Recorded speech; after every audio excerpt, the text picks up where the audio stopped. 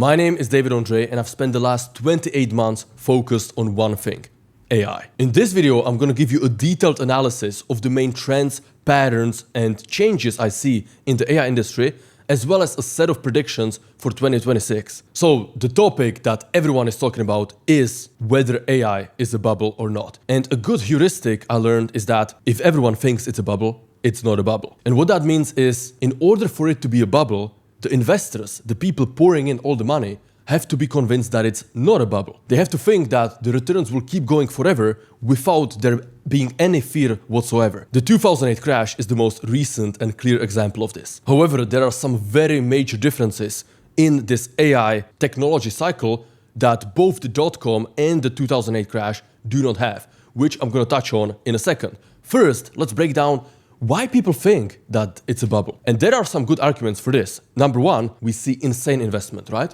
Not only from the massive big tech companies like Google, Nvidia, OpenAI, Broadcom, AMD, Meta. I mean, Mark Zuckerberg is spending hundreds of millions, if not billions, on individual people. That's one thing. But also the seed rounds, right? The VC landscape is just crazy. I mean, the other day, some company raised $117 million seed round. Not Series A, not Series B, a seed round. There are companies who raised multi-billion-dollar rounds before having any product, right? SSI from Ilya Sutskever, Thinking Machines from Mira. Now, I would make exceptions for these like foundational AI research labs because those are the best people in the world, right? There aren't many researchers better than Ilya, maybe Ondrej, right? That's a separate category, I would say, these multi-billion foundational lab raises. But there is still tons of startups that are like consumer or application layer that are raising insane rounds with often no revenue, zero product market fit, and completely unproven track record. If I had to say, that is probably the biggest indicator that we're in a bubble. However, if we compare the current state of AI as of Q4 of 2025 to, for example, the crypto bull run of 2021, there are significant major differences. First of all, use case. We're already using AI. I'm using AI every single day. You probably are as well. Crypto really didn't have a use case, especially like NFTs or some esoteric coins, right? It was more about the greater fool theory, like whoever gets last gets dumped on. That is a major difference. AI is already useful. Another difference is the revenue of the companies. In 2021, obviously the biggest scam was FTX, but a lot of these crypto companies didn't have any revenues, any actual growth. It was all speculative. It was just like in the dot-com bubble, adding .com after your company's name would triple your valuation. That was the same in the crypto era of 2021. The problem is that a lot of these AI companies, OpenAI and Anthropic, they're seeing massive revenue growths. Growths that any other time in history would be absolutely unprecedented. And even today, they're unmatched. Like for example, Anthropic, 10x every single year, not a double, right? If you do a double year over year, that is incredible growth. Like the S&P is growing like what, 12%? So if you do 100% increase, that's amazing. So the revenue is there and the use case is there. Those are the major two differences. Now, is it possible that there's going to be some stock market pullback in the short to medium term? Absolutely. And in fact, I think it's likely. There might be like a 10%, 20%, even 30% crash, but that's not a recession and definitely not a depression. If anything, that might be a bubble in the VC world, right? In the private markets, where all of these startups, they're not publicly traded companies, they're early stage startups with private backing, either from angel or VC investors. And trust me, there's gonna be a lot of those that completely crash and burn. But if we wanna compare it to 2001 dot-com bubble, that was an 80% market crash, right? The NASDAQ was at like 5,000 peak, it went down to like 1,300 or something. 80% is a huge crash, and I simply don't see it. AI is just completely transformational technology, and the gains are there. Even if we look at GPT-5. A lot of people thought that GPT-5 was not as good as people expected it to be. There are several reasons. First of all, it was a smaller model. OpenAI on purpose made it a lot smaller than GPT 4.5, which was a huge model, like maybe 17 trillion parameters.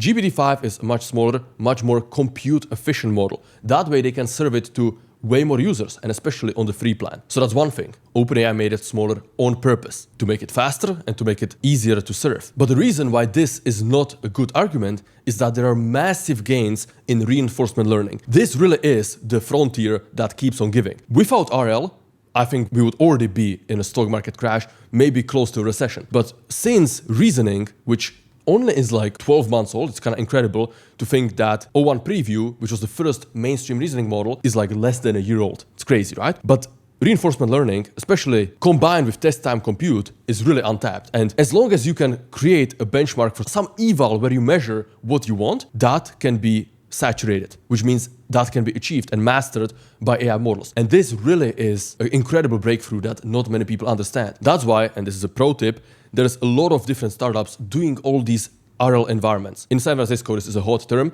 What that means is different environments for AI agents and AI models to do a specific task, right? A super common one is online shopping. So you would recreate a site like Amazon, and then you would train the agents on how to use it, how to pick a product, how to scan the page, how to open the cart, check out, all that stuff, right? And the reason why this is so important is that we need the models to be able to do specific actions. The models are already incredible, they're already smart, but they're trained on text.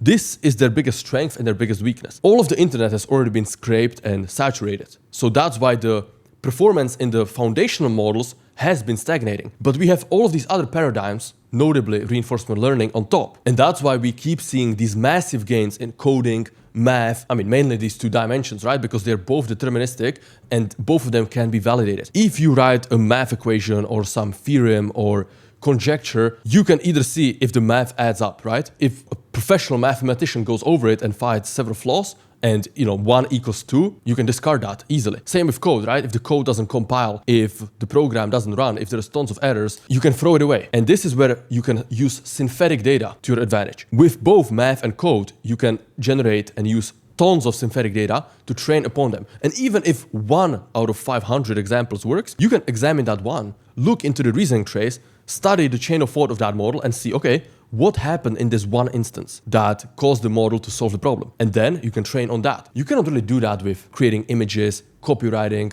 sending emails, but that's the point. On most creative tasks, video editing, taking photographs, all of these are questions of taste. If we want to see crazy gains in AI, we do need to create these RL environments, which means reinforcement learning environments for specific set of actions to create more data, new data for these models to keep improving. And that's because data is one of the most important things, right?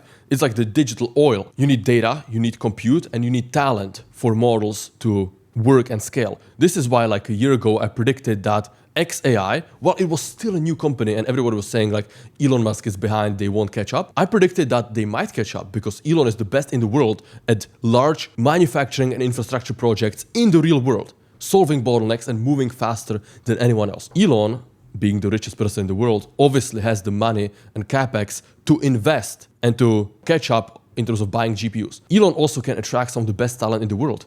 Everybody wants to work with Elon Musk. Everybody wants to be a part of history. And then in terms of data, Elon has acquired Twitter, which maybe he did it for free speech. That is definitely a part of that. But he also did it for all of the data and all of the real-time information that is on Twitter that other companies cannot scrape, or at least they probably did it in the past while it was still Twitter. But now that is X.com, it's completely prohibitive for OpenAI, Anthropic, Google to scrape Twitter, right? XAI is the only company that can do that, and they have the data advantage. Plus, they have a lot of real-world data from Tesla. A lot of footage and video from Tesla cars driving on the roads, which mainly is good for FSD, but it will also be good for video models and world models, right? And if you follow Elon, you know how hard he's pushing Grok Imagine, which is like their alternative to Sora, basically. But another untapped data mine will be Optimus, which is Elon's humanoid robot, which will give three-dimensional physical understanding of the world, right? For a human, doing something like this might be super easy. For a humanoid robot, that is crazy. Like, a robot couldn't even imagine doing something like that. That would be impossibly hard for a robotic arm to do. But any 10-year-old kid can do that, no problem. And that is because humans have so many input tokens coming in. People don't realize how much training they've done. They think that a child is not being productive in the first few years of their life. Actually, a child is being extremely productive. A kid is like looking around their hands, they're testing things, they're moving object, it falls, they're trying to like move their body, they're learning physics, they're getting a bunch of input tokens through their eyes, a bunch of audio tokens through their ears, a bunch of sensory tokens with their fingers, and they're improving massively, right? The neuroplasticity of a child is insane, and the average human can become much smarter than an LLM by the time they're 18 or 20 with way less tokens, like orders of magnitude, probably like thousands, tens of thousands of times less, maybe millions times less tokens than these foundational models. If you look at GPT-5 or Opus 4, any of the top models right now, Grok 4, there is like tens of trillions of tokens going into these models, and they still aren't as useful as a college student intern that you can hire at your company and he can do like all kinds of tasks, right? So humans are much better at the generalization than these AI models, which means there's still a lot of efficiency gains to go. Now, tying that back to the previous point, since Elon is building these humanoid robots, that'll give him tons of priceless data that companies like OpenAI do not have. Maybe that's why they're trying to partner with Figure AI to get that humanoid robot data, because those tokens are not available on the internet. On the internet, humans only put text. Yeah, there are some images and videos, but it's mostly text, right? If we say that it's text, images, and videos, that's it. There is so much more than that we don't realize. Let's say you get hired at a new company, right? You're the lowest person at the company. Let's say it's 500 people. If you meet the CEO in the hallway, you don't need a manual on how to act. You don't need to read an online blog that you should be respectful, that the CEO, has a higher position, that you shouldn't like make an offensive joke. All of these things we learn intuitively. Some of them are biological through, past experience of evolution of like 50,000 years ago, you offended the tribe leader and that person got killed, right? Some of that is in our DNA. Some of that we've seen through, kids on the playground or being in a school and, offending the teacher and being punished. The point is that those tokens never make it to the internet. There's so much that happens in my everyday life, in your everyday life, that we don't even perceive is like data, is potential tokens. But all of that, the model doesn't have access to. Another thing is feelings, right? If you do something embarrassing, you feel bad. If you eat some food that you shouldn't have ate, like, processed carbs, you feel bad. Yeah, AI models don't have any feelings. They don't know, like, if they get punished or not. You might say, like, oh, that is a terrible mistake. Why did you delete my database? The model doesn't have a feeling. It's a sequence model. It outputs the series of next tokens, which might seem like it has a feeling, and people who do not understand AI would cause you to believe that, right? There's a lot of AI doomers, which, by the way, this is one of the biggest trends of 2025. All of this AI safety, all of this AI doomerism has completely evaporated. You don't see people talking about this nowadays at all. If we go back to 2023 or even the first half of 2024, everyone was talking about AI safety. Everyone was like, paperclip problem, this and that, escaping, hard takeoff. Nobody talks about AI safety. Why? Because the more you actually use AI, the more you realize what the LLMs are. They're large language models.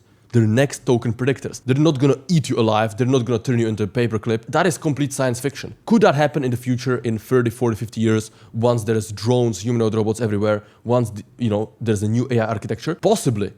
But again, if we look at reality right now, today moment, which is Q4 2025, nobody is talking about safety anymore. And why? Because it is evident that all of that has been mostly AI doomerism. So if I had to say whether AI is a bubble or not, I would bet my money on not a bubble. And in fact, I'm betting more than my money. I'm betting all of my time, all of my resources, all of my public reputation, my entire career and life on the fact that AI is not a bubble. I think that's a pretty good sign that I have skin in the game. Another major trend that we've seen over the last few months is open source models truly catching up to closed source models. In fact, in many domains, overtaking them. And the problem is a lot of people aren't paying enough attention to this and it's not getting as much publicity. We can get into that in a bit, but let's talk about why. GLM 4.6 is perhaps the best example. It's a super powerful open source model, specifically for coding, that is better than Claude 4 Sonnet and even Sonnet 4.5 in many different ways on many of the most popular benchmarks. But why don't we see more people talking about GLM 4.6?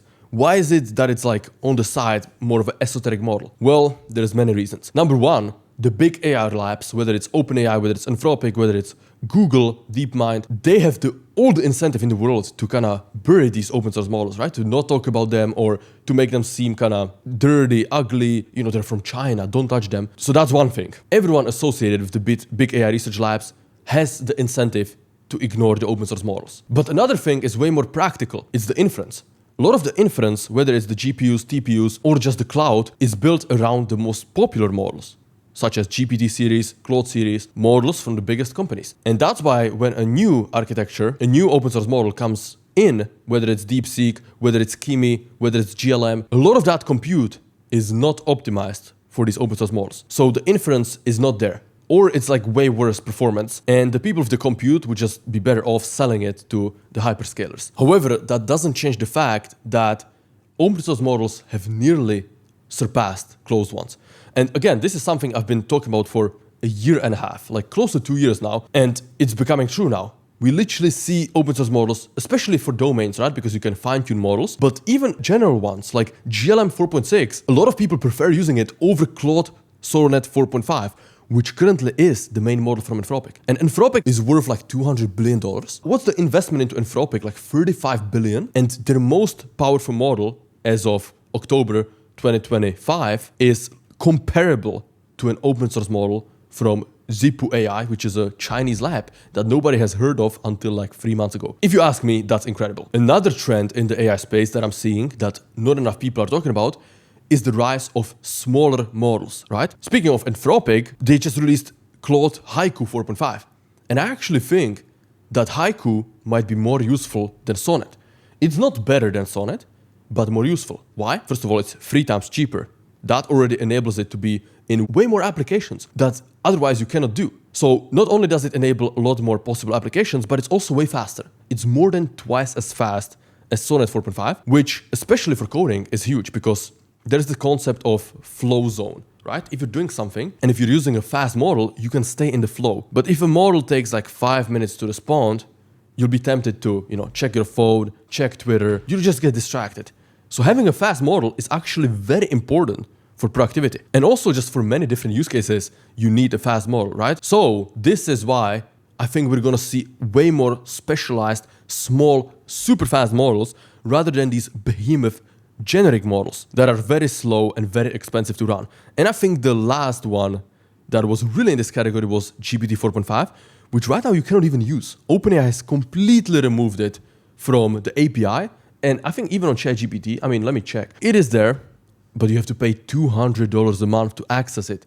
And it's still very slow. Why? Because it's like 17, 18 trillion parameters, while most of the cutting edge LLMs are like 1 or 2 trillion. So that's way more efficient, obviously. And then thanks to reasoning, thanks to test time compute, you can use a lot more compute during inference, right? So instead of using all of the GPUs, the entire cluster, all of the compute you have on training a massive model and then running it slowly, you make like a medium-sized model, such as Sonnet 4.5, and then you use the remaining compute that you have during inference by giving it reasoning and giving it the ability to think for longer. And we've seen this.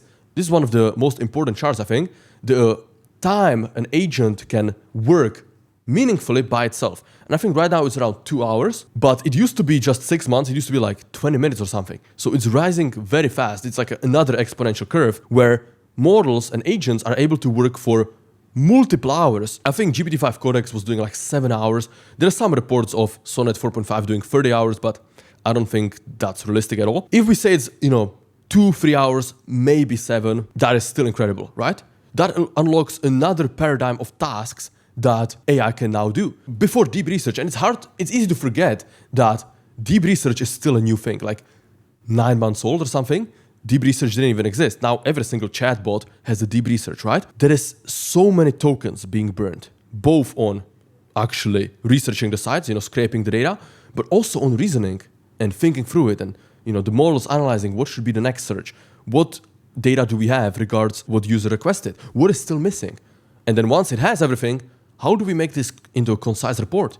How do we summarize this? A single deep research query takes hundreds of times, if not thousands of times more than a normal ChatGPT query, GPT-5 fast or whatever the people on the free plan use. That's one example of a long-running use case where it can run for 10, 15, 20 minutes and give you a report, right? But then if you want to execute a massive code-based refactor with GPT-5 Codex, that could be running for 30, 60, 90 minutes before it's completed. And again, it enables a whole new set of tasks that normally AI couldn't do because it would lose track, it would hit its context limit. It simply couldn't work for longer than a few minutes. Now we're into the multiple hours territory, and if this trend continues, that's an if, it's not guaranteed, soon enough, models and agents will be able to work for days reliably and do actual set of actions and useful processes and useful workflows that you would need to, again, employ like an intern or junior engineer or just a human to do for weeks, because AI is still faster, especially at processing data, summarizing data, and outputting data. So yeah, I think we're going to see a lot more small, specialized models that are useful at one specific thing that can run super fast rather than these massive 15, 20 trillion parameter models like GPT-5. I think that era is coming to an end. Now, it would be a bad analysis if I didn't talk about the infinite money glitch that NVIDIA, OpenAI, and similar companies are performing. Now, you're probably thinking, David, what do you mean by infinite money glitch? Well, let me give you an example. NVIDIA invests $100 billion into OpenAI. OpenAI now has $100 billion. What are they going to do with it? They're going to give it to compute, right? So either directly back to NVIDIA or companies like CoreWeave or other cloud compute providers that, guess what, buy their GPUs from NVIDIA. So yeah, maybe not 100% of that money will go back to the company that created the investment, which in a lot of cases is, AMD, NVIDIA, the companies that have extra capital to spend. But even if it's like 80 or 90% that goes back, it is still a very OP loop where suddenly NVIDIA has more revenue because you give OpenAI 100 bill, OpenAI spends 90 of that back, boom, you have higher revenues. But also it's good for OpenAI as well because it allows them to scale much faster than they would otherwise if they didn't have that investment, because let's not forget, they are still a largely unprofitable company. And this is something I should have mentioned in the bubble discussion, but people are losing money, right? And if you talk to people like Dario, they have these like different mental gymnastics models, which could be valid. Absolutely could be valid. And what I mean by that is like the breaking it down model by model, right? Instead of saying like, Anthropic is losing tens of billions of dollars. That's not sexy. That's not a good message to investors. Instead, you say, Anthropic should be measured by different models, right? We train Claude 3, costs, 100 million. Claude 3 over the next few years makes more than 100 million. So Claude 3 as a separate business is profitable. We train Claude 4. Claude 4 costs 1 billion, 2 billion, whatever. It's losing money right away, but over the next 5 years, it will make more than 5 billion in value. So Claude 4 is a profitable business.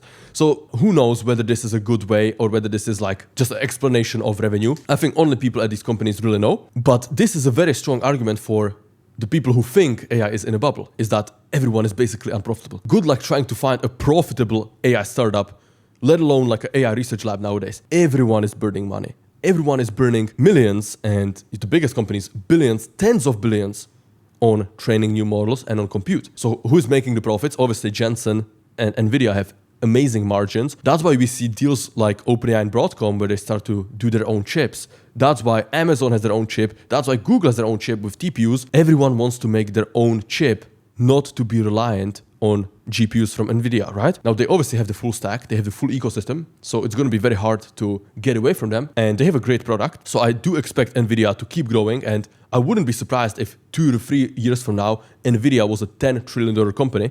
I think that's a very easy prediction to make. But we also see that all of the AI companies, especially the cutting edge research labs, they really want to make their own chip. And the main reason is that if you have your own chip, you control your own destiny. It's not that, Jensen and NVIDIA didn't allocate enough GPUs, so then your next model cannot be as good. If you own the full stack, right, from the silicon all the way to the AI model, it's up to you. If you mess up somewhere in the process, that's your fault. But if you execute flawlessly, you can have the best model in the world and you can deploy it to how many people you want. Which brings me to the next topic of compute. This is the biggest bottleneck in AI, and just listen to anyone who matters, right? Whether it's the people that are like the leaders of the cutting edge research labs or people who are the infra, like designing the chips and selling the infrastructure and building the GPUs or building the data centers, it's all about compute.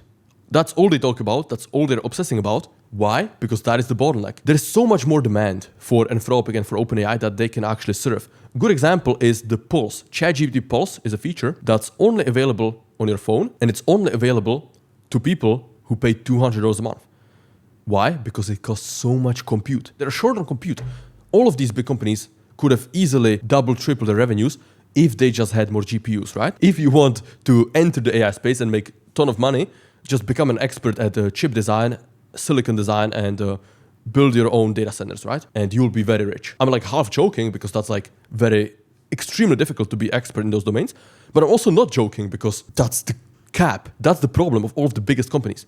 All the biggest businesses are constantly complaining that they don't have enough compute. So if you figure out like some way to do more efficient inference or more efficient training or optimize, the structure of a data center or the layout of transistors on a chip. All of these things are incredible opportunities to make a lot of money, especially if you're into hardware. But what does that mean? Compute is the real bottleneck. Let's look at like second and third order consequences, right? This is why there's so much investment into AI, because compute is the bottleneck. The smart money, which is the biggest companies in the world, right? And the people backing them, and the people who are deciding what to do with hundreds of billions of dollars, all of them are dumping most of that money into building these massive multi-gigawatt data centers. I think OpenAI, the latest one with the Broadcom is like 10 gigawatt, which is crazy. That could power a small country. And that's the smart money. This is not retail investors. This is some of the smartest investors in the world, because they see the charts, they see the curves, and they see the insatiable demand for compute.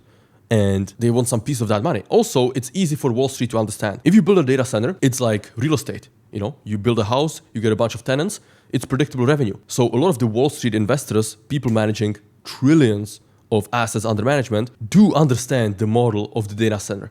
And they're much more likely to invest in that than some speculative AI startup that's just yet another vibe coding tool, which was actually a brilliant segment to the next topic. I didn't even do that accidentally, it's just subconscious.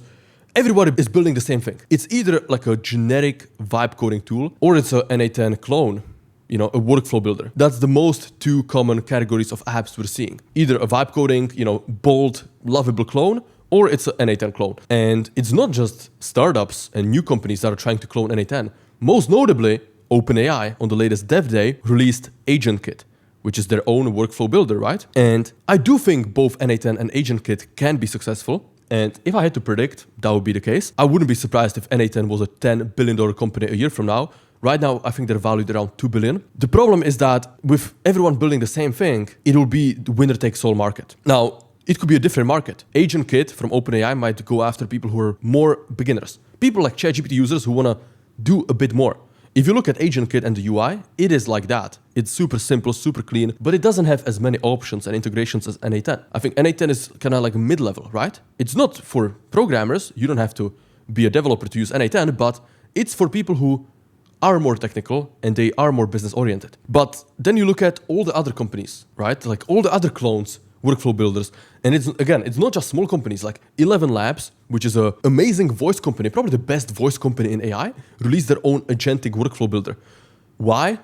God knows. Firecrawl, which again is like one of the best crawlers for crawling websites, also released an agent builder. Most of these will not survive. Let's be honest. As a person with a business myself, as someone who's on the cutting edge of AI, at least I try to be, I don't see more use cases. I don't need more workflow builders. Like I have n8n. I don't see the need for adding another workflow builder into my company. I'll just use what I know. Same with vibe coding tools. Now here, the scene is changing faster. If someone finds a better way to do it, you can just easily switch. But again, like if you're used to Bolt, if you're used to Lovable, if you're used to V0, why would you switch to something else? And literally every single week, we see another vibe coding tool. And it's really tiring and it's kind of annoying because those people could be using their creative energy, their time, their effort on innovating. This is something that's really missing. It's true innovation, unique products, unique services, right? And if I do have to give myself credit, this is what I did well with Vectel. Even though obviously Vectel is nowhere near as successful as some of these vibe coding tools with hundreds of millions in revenue, at least it's a unique product. Nothing like it exists. We'll see if it's successful or not. Future will tell. But I would really want to see more people building something 0 to 1. This is what the book 0 to 1 is about, right? From Peter Thiel, who's a co-founder of PayPal and the co-founder of Founders Fund, which is one of the most successful venture capital funds of all time. It's a concept of creating something that doesn't exist. Going after a unique problem in a small market and creating a monopoly in that market by delivering a superior solution that's at least 10 times better. And this is the important part. Whatever you build has to be at least 10 times better than the next best thing. These vibe coding tools, it's literally like you could close your eyes and they're all the same. Sure, maybe one is better at front end, maybe one has a better database integration, but like they're not 10 times better. If we give them the benefit of the doubt and we see a new vibe coding tool emerge, maybe it's 50% better, maybe it's 2 times better. At best, it's not 10x better, which means it will not succeed. I mean, I'm just gonna be honest. A lot of these people are reselling Anthropic tokens. What I mean by that is like they offer these amazing plans, right? That allow them to have massive growth, but they're vastly unprofitable because they are reselling OpenAI and Anthropic tokens at a loss. So we will see a lot of startups go bust in the next 24 months. That is another easy prediction to make. Oh, and especially if you see that startup using the hot Asian girl strat, which basically you take like a 18, 19-year-old girl from somewhere, you put her as your HR girl or your chief of staff or some useless position that your 5% startup definitely doesn't need, and then you make her post on Twitter, with these cringe poses saying like, hey, I just went to SF, want to make some friends. I just joined X company or Y company. If your startup is doing that, it's gonna almost certainly fail. But yeah, that's a side note. Another easy prediction is that there will be a massive unrest. There will be insane protests in the next year because why? AI is gonna take jobs. The reason why AI is gonna take jobs is because that is where the money is. If you look at the software market, that is like 300 billion a year or something like that. The labor market is like 15 trillion per year. This is why we will see a lot more startups. And again, this is another prediction for 2026. We will see a lot more startups that are building like a single job replacement agent. We've already seen it with customer support. That's the most obvious one. Also like secretary, these voice tools for like secretary or outreach, like a setter or a salesman. We will see a lot more. This is nothing. We're like stage one. And that will mean that a lot of the revenue, a lot of the growth in the AI space will come from replacing the most repetitive and boring jobs, right? Such as the elevator replaced elevator boys. We will see that with a lot of these automated low leverage jobs, which not only will make for great companies, as Sam Altman said, and a lot of efficiency, a lot of productivity gains on the positive side, and massive returns to investors for sure. But on the negative side, it will cause a lot of job loss, which in return will cause a lot of protests and social unrest. So that's another pretty safe prediction for 2026. And lastly, I think we will see a massive swing back to learning how to code. Learning how to code will become sexy again. People will want to get into software engineering. They will want to understand computer science. Why? Because if you understand all that stuff, you can take such a massive advantage of the coding agents compared to somebody who's non-technical at all. If someone isn't tech savvy and they're completely incompetent and they're like typing with two fingers, they're struggling to navigate around the settings, around the browser, yeah, that person can be faster with AI, but not as much as someone who's already a cracked programmer, who can manage a team of agents, who can build his own N8N automations, save massive time. That person is going to become 100x more powerful, whereas the average person might be 2x more powerful, 3x more powerful, right? So this is the concept of the smart get smarter. If you are locked in, if you're at the cutting edge of AI, you'll crush everybody else. So the biggest takeaway from this video is that if you can do one thing, get to the cutting edge of AI, whatever it takes to be on the cutting edge and whatever it takes to stay there.